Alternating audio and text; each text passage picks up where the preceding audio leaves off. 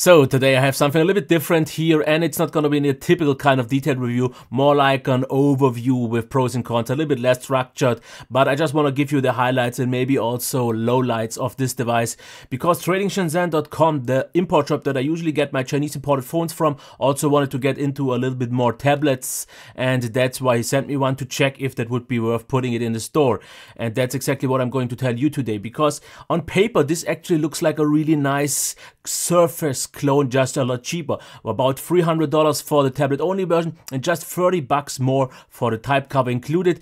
You get an Intel Z8750, you get 8 gigs of RAM, you just get 64 gigabytes of storage though, but you get also dual boot with Android 6.0 and Windows 10. But all of that is worth the compromise that you will have to make for the kind of low price. That's something that I want to tell you today. So let's get into the first thing, the design and build. Because here you can see the whole unit with the type cover. And of course the cover is debatable. I mean the color is debatable, but that's absolutely fine because the overall appearance of this device is not bad. The build quality isn't bad. It is quite heavy though, because just the tablet weighs already 900 grams.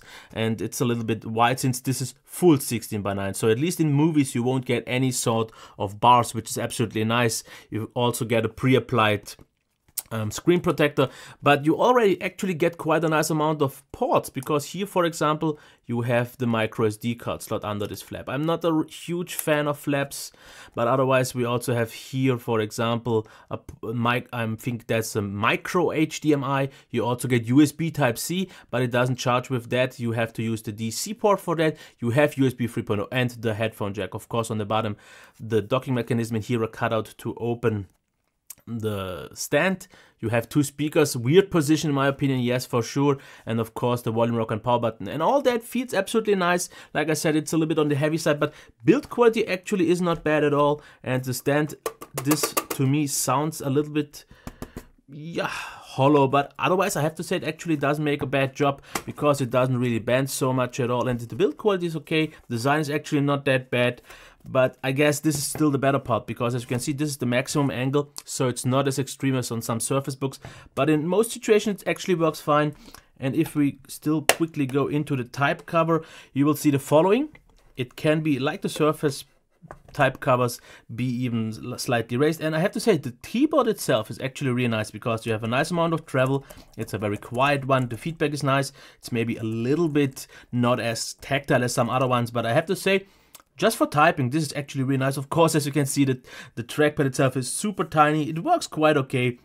No backlight or something like that, but I have to say this is actually one of the better things about this tablet, because I have to already get into the few slightly more negative parts, because I will only mostly show off here the Android version, because the Windows version isn't really that interesting in some aspects, especially not in showing things, because I just want to get into the most important aspects here. First of all, the display. As you can maybe already see, mine has a defect here. I will have to point out something. I would need something white for that. Let me quickly try if I can find something. Here you can see I have a dead spot. Of course, that is something that can happen, but shouldn't be a general issue. The problem is just on the display, it's not a high quality. I have to say, just in terms of overall appearance, it is okay, but just 140 lux. That is not very bright. Indoors, I used it at 75% all the time, but the weird thing is actually that Android for some reason always put me down to 13, 14, 15% for some reason I don't get.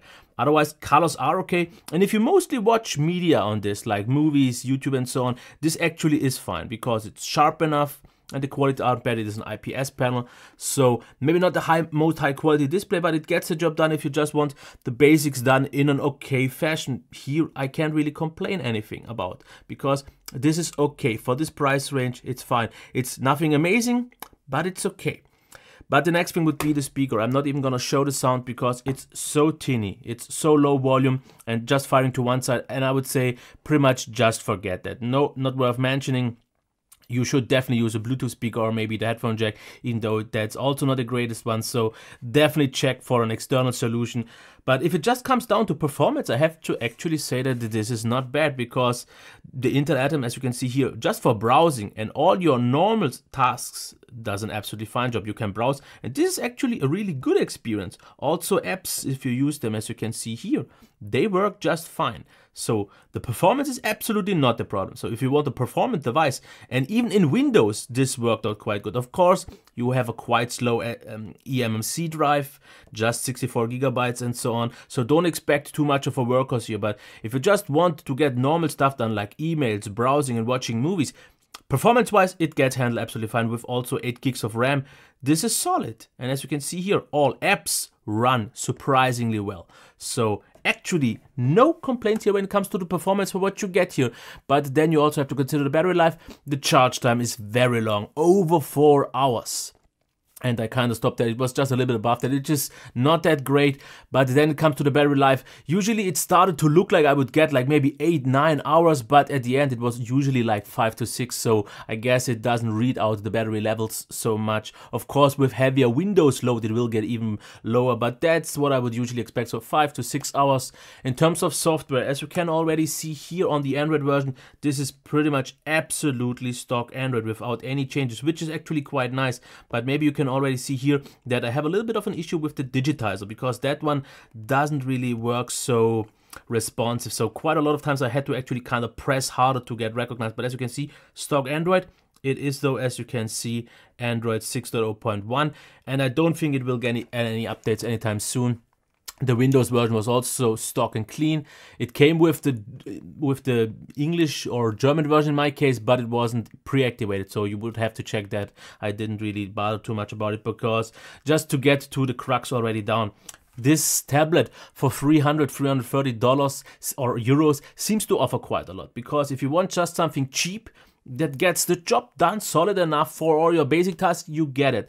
But you also just have to get into a few sacrifices, because the software is a little bit older, which is not a huge problem, but yeah, I wouldn't expect any updates or something like that. You also only get 2.4 gigahertz Wi-Fi, so no Wi-Fi. I see quite on the slow end, and especially on Android, I couldn't even stream 720p media from my local, from my NAS and something like that. So that was a little bit disappointing. Actually, on Windows it worked, but not always that well. So Wi-Fi speeds were slow.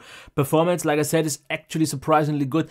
But then there are just obvious things. It's quite heavy. Of course, for the price, you just can't make it so small. The display isn't all that impressive. It gets the job done. It's actually not disappointing.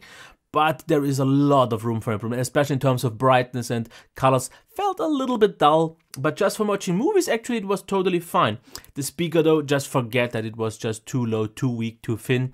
And the battery life wasn't amazing. So I would say it's a solid device. It's okay. It is, for the price, absolutely acceptable. But is it something that I would actually recommend? And I would say maybe not. I would just say, if you want something that will make you happy or satisfy you for a longer period of time, you just have to just pay a little bit more. And then you can maybe get something like a Xiaomi Mi Air 12 or something, which is not that much more expensive, but the qualities are way better. Of course, yeah, not quite sure what else to say. This would have been it. If you liked it, thumbs up, subscription, and a comment down there below. Otherwise, that's it. Until next time. Bye.